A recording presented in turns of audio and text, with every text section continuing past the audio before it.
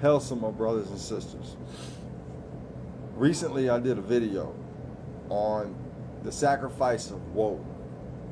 And in that video, I had talked about two types of knowledge: surface knowledge and inner knowledge. And I had went on to explain how Woden had sacrificed to gain knowledge. And that sacrifice was an inner sacrifice. On this video, I wish to deal with another God who made a sacrifice, but it was an outward sacrifice. It was a physical sacrifice. And this sacrifice was made by the god Tyr. And in the midst, we read where the gods had taken the Fenris wolf, the offspring of Loki, and they had raised the Fenris wolf. Well, there came a point in time when the Fenris wolf got too big. But it wasn't the fact that he was getting too big. It was the fact that the gods knew what the Fenris wolf was capable of doing. So they devised different plans in order to contain the Fenris wolf. But everything they didn't work. The Fenris wolf would break the chains. He would break the binds that they had placed on him. So the myths state that the gods went to the dark elves and had them build a fetter or a chain that the Fenris wolf would not be able to break. So when the gods took the fetter or the chains and they went to bind the Fenris wolf knew that something was up. He didn't trust them. So the Fenris wolf came up with his own plan. And his own plan was, if you want to put that around my neck, get somebody to put their hand in my mouth. Basically, that way, if you trick me, I'm going to bite his hand off. Well, the gods, none of the gods wanted to do that. But one god, and this is the god Tyr. Tyr was willing to sacrifice his hand in order to bind the Fenris wolf. So Tyr placed his hand, some say left, some say right, whichever. One thing we do know for certain is that he did place his hand within the Fenris wolf's mouth. And when he placed his hand in the Fenris wolf's mouth, the gods placed the fetter around his neck. And the Fenris wolf immediately bit Tyr's hand off. To most people, when we read that myth, some of us might look at that as just a sacrifice. Some of us might look at it as if it's just a child story. But when we look deeper within the story and begin to literally break down the different episodes that led up to Tyr losing his hand, we find much wisdom in it. And we find a lot of guidance within this myth that it could really help us out in our day-to-day life, and it could also help us out within fighting for the 14 words. And one of the first things we have to look at when we look at this story is that there comes a time when all of us who profess to be Wodenists, Odinists, or just follow the 14 words, there will come a time when we will be called to that oath, to what we believe in. And it will be at that moment in time when we will find out who are those who really stand on what they believe in, or who are those when it comes time to have to stand on what you believe in. Then we find out who is wishy-washy or just talk.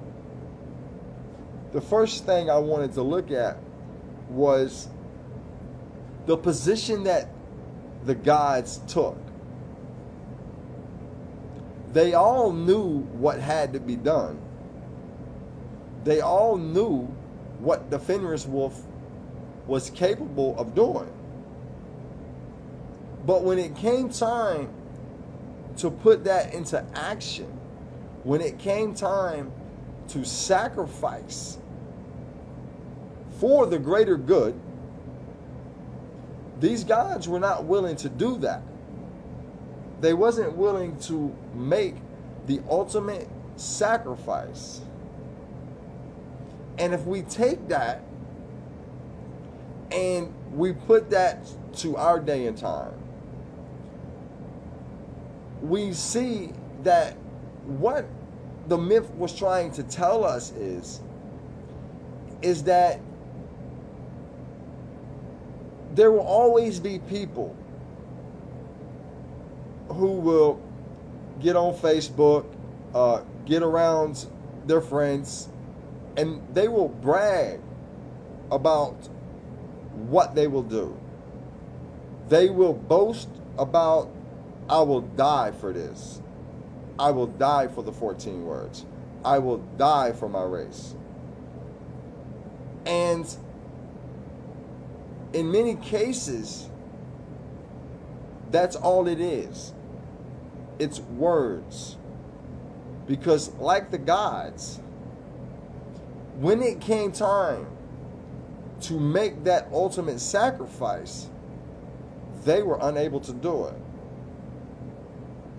And you will have those people that they can see the problem, just like the gods seen the Fenris Wolf. They knew what this animal was capable of doing. But when it came time, they didn't have the courage nor the heart to make that ultimate sacrifice. And then we look at the god Tyr. Here's a god who at one time, according to the myth, was the supreme god. Tyr was considered the head god of the European people at one time. It wasn't until later that Wotan became the supreme god for the Indo-European people. But here's the great significance about Tyr. He's called the god of justice. He is called the god of sacrifice. At that moment in time,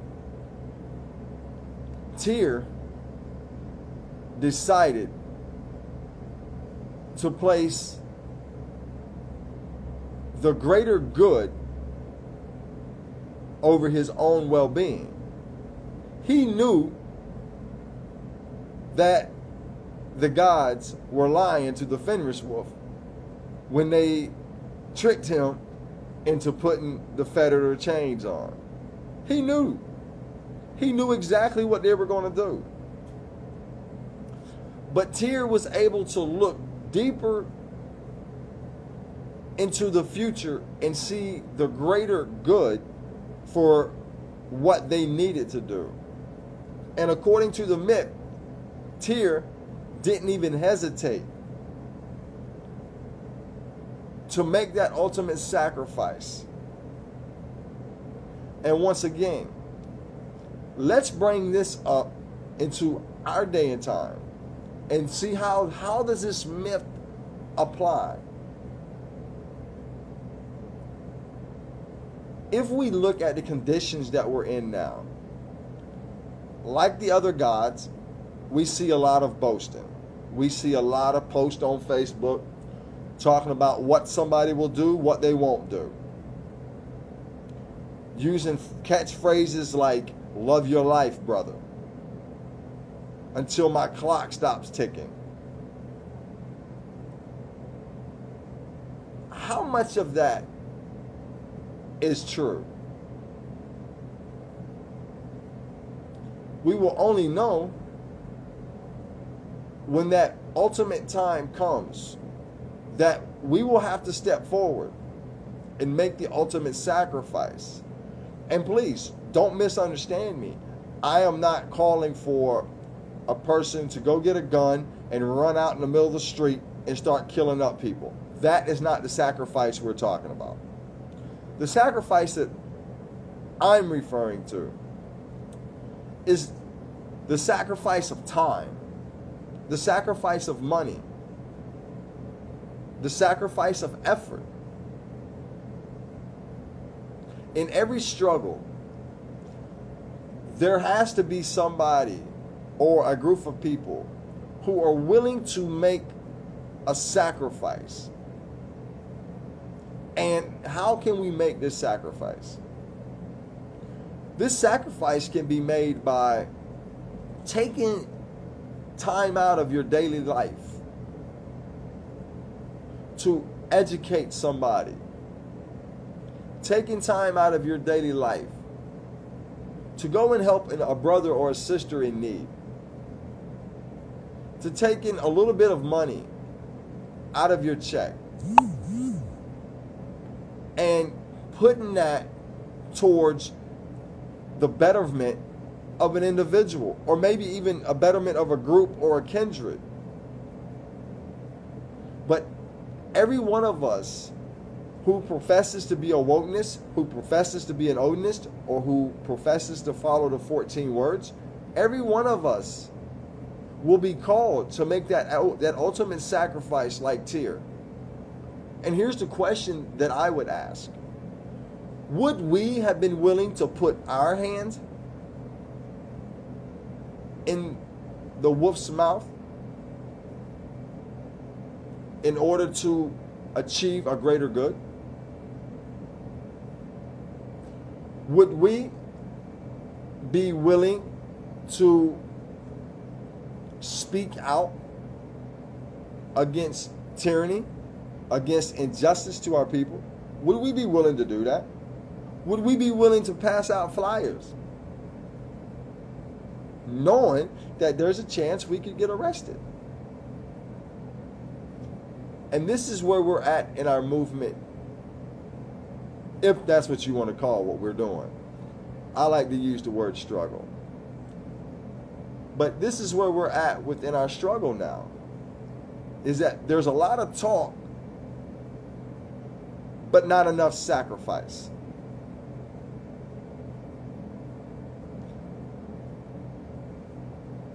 Sacrifice is necessary in order to achieve the ultimate goal. When we look at our history, we see great men who sacrificed. We look at the order. We look at David Lane. We look at Robert Matthews. We look at Bruce Pierce, Richard Scutari, David Tate.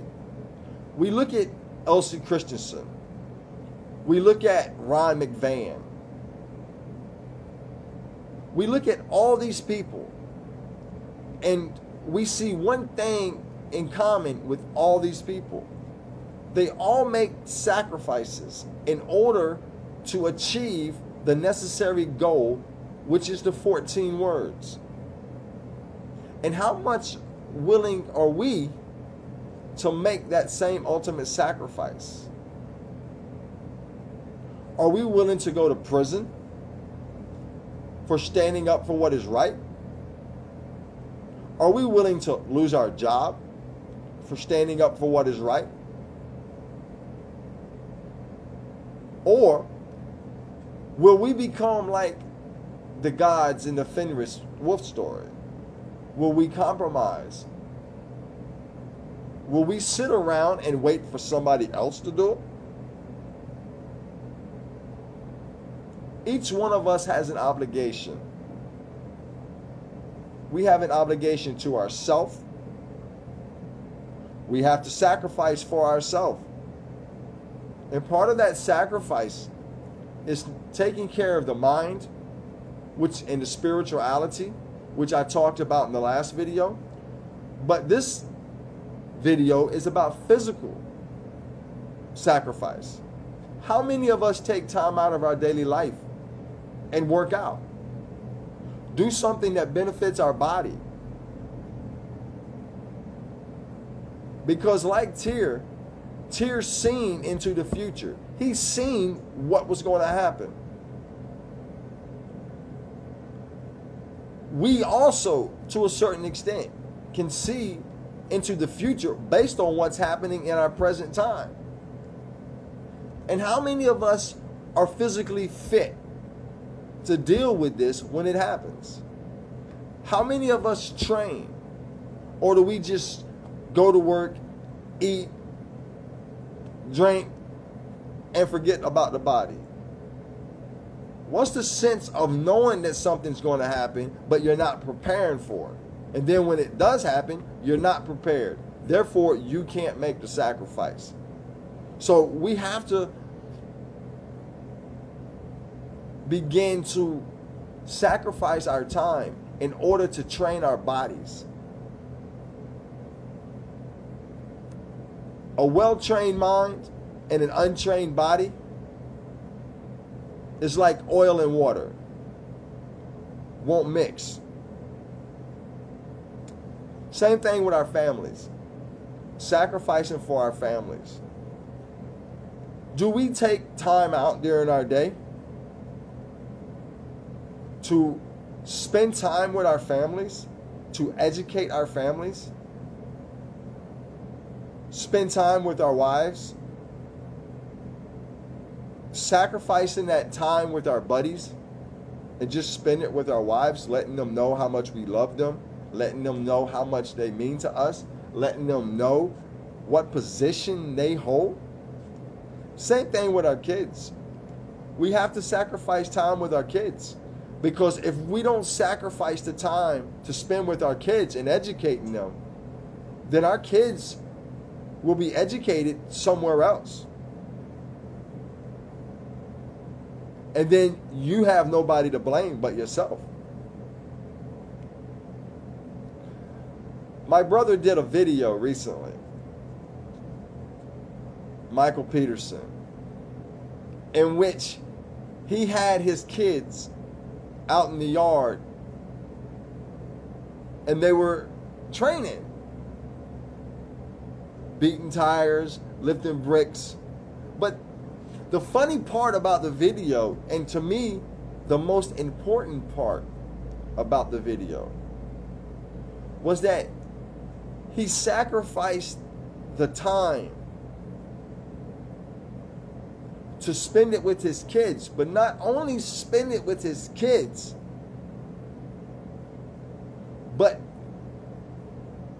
he was building for their future. Even his little daughter was lined up with them doing push-ups. To most people, this doesn't mean a lot. It's just a cute little video. But to a person who can look deeper, he sees an ultimate sacrifice being made. Like Tyr, looking into the future and seeing what needs to be done. Sacrifice is everything. Sacrifice is what puts us in a position to be able to achieve our goals. And one of the things that many of us need to do is to get off Facebook a little bit more and take our sacrifices out to the street. Find some poor kid that's uneducated, doesn't know, been misguided, and find some time to talk to him. Rather than being like the gods in the Fenris myth, just sitting back talking about what needs to be done. Put your sacrifice into action. Reach out to our young men, our young women, and educate them. Teach them what sacrifice is about. This is where we begin to progress. And I would call for the men and women, and only you know who you are, like Wotan says in the Havamal, no man knows what lies between the backbone and the breastbone of another man. Meaning, no man knows what he holds in his heart. Or no man knows what another man holds in his heart. So I would call for those brothers and sisters who truly know what you hold in your heart. The time for physical sacrifice is now. Make time. Make time to get out and connect to like-minded people. Sacrifice that time. Sacrifice a little bit of money if it can be taken care of. Sacrifice that. Because we do have brothers and sisters who, they don't go on Facebook and do a fund me for page. They're men and women who have pride. But yet you might know who these men and women are. Sacrifice the time to reach out and try to help them. For you brothers who are knowledgeable, or sisters who are knowledgeable, sacrifice the time to maybe write articles, put this information out there, get on the streets, go and talk to people. Because like Tyr, we will one day be put in a position where we will have to make that ultimate sacrifice. Let's don't just talk about what we will do. Let's just don't talk about how much we love the 14 words. Let's don't get caught up on the catchphrases. Love this. I will die for this. Because remember something. How can you die for something that you can't sacrifice for? With that said, to all my brothers and sisters who make those ultimate sacrifices to help further advance your cause, our cause, I commend you. And for all those brothers and sisters who are only talking about it, just remember, the gods never let something come out of our mouth that they do not call you to account for. With that said, Helsa, Hell's gallows tree, and hail all those who uphold the 14 words, who live by the 9 noble virtues, and who follow the 88 precepts. Helsa.